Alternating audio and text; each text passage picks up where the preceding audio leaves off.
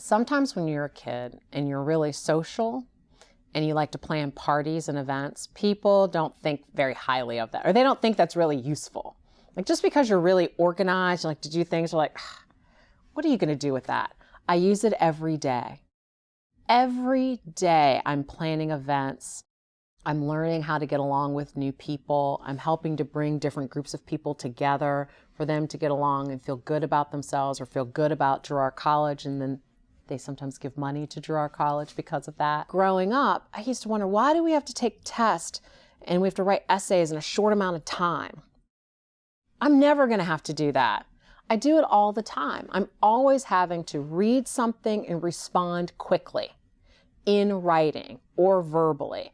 I'm having to pull information from different places and put it together and present it to someone in a new format.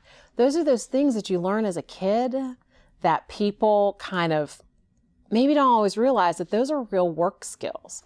You know, who thinks party planning is a work skill? I do it all the time. I love music. And as a kid, I loved to make mixtapes.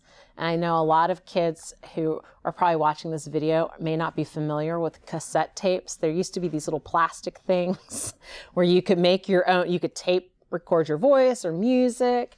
And so I loved to make mixtapes. And I learned so much about different kinds of music and how music is something that so many people have in common.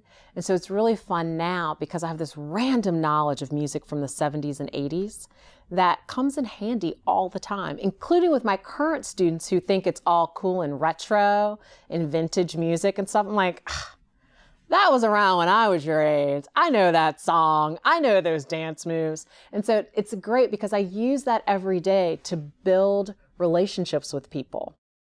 And no one would have thought when I was making my little mixtapes and that I would somehow need that or use that today in what I do for a living.